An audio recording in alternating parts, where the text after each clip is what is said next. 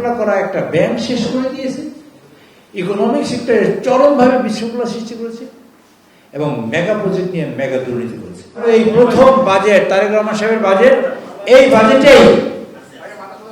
বাজেটেই মাথা সোজা করুন, কিন্তু এই জোরের কথা বলছি এই কারণে, এই বাজেটেই বাংলাদেশের স্বাধীনতার পর প্রথম বিরোধী দল আগাগোড়া অংশগ্রহণ করেছে এবং বিরোধী দল সব মিলিয়ে 30, ওরা আমাদের 26% সময় পায়, আমরা তাদের সময় বাড়িয়ে দিয়েছি, তারা প্রায় 31% সময় কথা বলেছে, প্রায় 31%। আপনার কথা না বললে হবে না, না কি কথা বলবো, কথা বলেন না তো। 31% সময় ওরা কথা বলেছেন। সাধারণত সরকারি দল থেকে গিলোটিনের প্রস্তাব দেওয়া হয়, গিলোটিন তো বুঝেন, মানে একটা সার্টেন টাইমের পরে শুধু মঞ্জুরি প্রস্তাব পাশ করা হয়, কিন্তু এইবার বিরোধী দলের নেতা প্রস্তাব করেছে দিস দ্য ফার্স্ট টাইম যে তারা আলোচনা করার পরে আর কোনো আলোচনা করার দরকার নাই বলে মনে করেছে তারা। এই যে first time in the history of Bangladesh in last 54 years, this is the first time in the history of Bangladesh in the parliament, opposition leaders requested to the speaker, honorable speaker, that we can go for package deal. We will not go further and please go for guillotine. এই প্রথম বলেছেন। আমরা প্রায় 31% সময় তাদের দিয়েছি, সকল নেতাদের কথা শুনেছি, তারা যেভাবে বলতে চেয়েছেন সেভাবে শুনেছি। আপনারা দেখেছেন বিরোধী দলের নেতৃবৃন্দ 30 মিনিট 35 মিনিট ধরে কথা বলেছেন। অপোজিশন লিডারের জন্য কোনো টাইম পাচ্ছিল না। অপোজিশন লিডার পার্লামেন্টে দাঁড়িয়ে বলেছেন যে তার এলাকার সমস্যা, এ কথা বলেছেন তোনার বাজেট স্পিচে। মাননীয় প্রধানমন্ত্রী সেই দিন সন্ধ্যার সময় আমাদের মাননীয় এলজেডি প্রতিমন্ত্রী শাহ হোসেনকে পাঠিয়েছেন তার সমস্যা সমাধানের জন্য। উনি ফ্লোরে দাঁড়িয়ে বলেছেন এত ট্যাক্স ছাড় দিয়েছেন, একটা আইটেমের ট্যাক্স ছাড় দেওয়া যায় না। উনি বললেন কি আইটেম, সেটা বলে সাইকেল বক্স। মাননীয় প্রধানমন্ত্রীর সাথে সাথে বললেন এটা সাইকেল বক্সের ট্যাক্স ছাড় দেওয়ার জন্য। এই যে সরকার এবং বিরোধী দল ঐক্যবদ্ধভাবে একটা দেশ গঠন করতে চায় তার একটা মেসেজ, এই মেসেজটা আপনাদের দিতেছে। সরকার এবং বিরোধী দল ঐক্যবদ্ধভাবে দেশটাকে দাঁড়া করতে চায়, তার স্বাধীনতাকে অক্ষুণ্ণ রাখতে চায়, তার সার্বভৌমত্বকে সঠিক রাখতে চায়, গণতন্ত্র প্রতিষ্ঠিত করতে চায়। এই যে তিনটা বড় আইটেম। গণতন্ত্র আমরা অনেক কথা বলি, বিরোধী দল থেকে বললো বাজেট মানি না, গরিব মারা বাজেট বিভিন্ন সময় ছিল।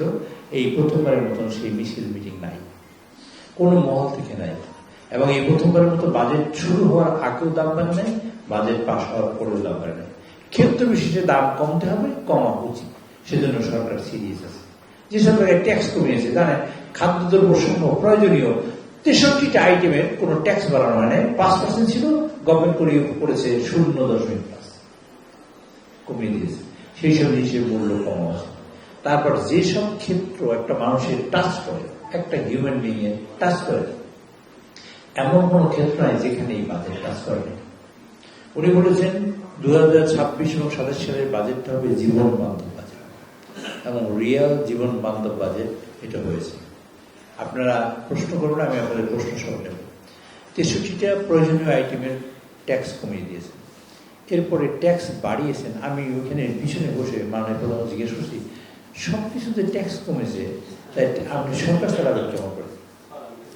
উনি বললেন যে $16 বিলিয়ন প্রতি বছর দেশ থেকে পাচার হয়েছে। তো $16 বিলিয়ন যদি পাচার না হয় তাতে তো আমার দেশের কোনো সমস্যা নেই, এই পাচারটা না হচ্ছে। এবার তো দুর্নীতি আছে। উনি বললেন যে চেষ্টা করুন দুর্নীতি যাতে কমে, আর ডিসেন্ট্রালাইজেশন যাতে হয়, আর এই $16 বিলিয়ন যাতে পাচার না হয়, তাহলে আমাদের এই টাকার কোনো সমস্যা নেই। আপনাদের একটা সহজ প্রশ্ন করি, আর সহজ উত্তরটা আমি চাই না, উত্তরটা আপনারা নিজেরা দিয়ে রাখবেন নিজেদের কাছে। সেটা হলো আমরা একটা চরমভাবে ভাঙ্গা অর্থনীতি নিয়ে বসেছি। একদিনে ডলারের দাম বেড়েছে, আপনাদের সবার মনে আছে 7 টাকা। 7 টাকা একদিনে ডলারের দাম বাড়িয়েছে, একদিনে। ব্যাংকগুলো ফুকলা করেছে, কোনো ব্যাংকে টাকা নেই। একটা ব্যাংকে তার চিঠি লিখতে আপনার চেক দিলে 2 লাখ টাকা পায় সর্বোচ্চ, আর টাকা পায়। এরকম পরিস্থিতি।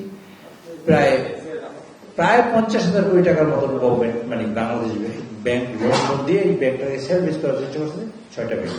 এই যে ফর্মুলা করা একটা ব্যাংক শেষ করে দিয়েছে, ইকোনমিক সেক্টরে চরমভাবে বিশৃঙ্খলা সৃষ্টি করেছে এবং মেগা প্রজেক্ট নিয়ে মেগা দুর্নীতি করেছে। তাই সেও প্রজেক্ট নিয়েছেন, মেগা প্রজেক্ট, হয়তো তার চেয়ে বড় হইতে পারে, ছোট হইতে পারে। তিনি নিয়েছেন পদ্মা বিদ্যুৎ প্রজেক্ট, পদ্মা রিজার্ভ করবে, উনি করবেন তিস্তা রিজার্ভ। এই দেশের মানুষ মাটির পানিতে শুকিয়ে মরে না যায় এবং কৃষিকাজে পানি পায়, ড্রাই সিজনে যাতে পানি পায়, সেই জন্য উনি এই প্রজেক্ট নিয়েছেন। এমন প্রজেক্ট না, ফেবুলাস প্রজেক্ট না যে আপনি দেখবেন আর খুশি হবেন। আমি গ্রামে অনেকদিন আগে কথা বলি, আমি গ্রামে এক লোকের সাথে কথা বলছি যে তুমি ঢাকায় আসো। স্যার ঢাকায় আসবো কি, শুধু সেতু সেতু সেতু কি আমরা খাবো? সেতুর কথা পদ্মব্রিজ তখন হয় না, হইতেছে গ্রামে গঞ্জে সব সেতু আপনারা শুনিয়ে দিন। তার হিসেবে প্রজেক্ট হলো পদ্মা ব্যারেজের প্রজেক্ট, ব্রিজ না ব্যারেজ, আর তিস্তা ব্যারেজের প্রজেক্ট, কিন্তু ব্রিগা প্রজেক্ট, দেশ বাঁচাবার প্রজেক্ট। তার হিসেবে প্রজেক্ট হলো 25 কোটি গাছ থাকার প্রজেক্ট, 20,000 কিলোমিটার খাল কাটা প্রজেক্ট। তার হিসেবে প্রজেক্ট হলো কৃষি কার্ডের প্রজেক্ট, ফার্মার্স কার্ডের প্রজেক্ট, মহিলাদের কার্ডের প্রজেক্ট, বিদেশিদের কার্ডের প্রজেক্ট, স্বাস্থ্যের প্রজেক্ট। তাই হিসাবে প্রজেক্ট হলো কোনো মানুষ না খেয়ে না থাকে স্বাবলম্বী হয়, অ্যাটলিস্ট তার প্রজেক্ট।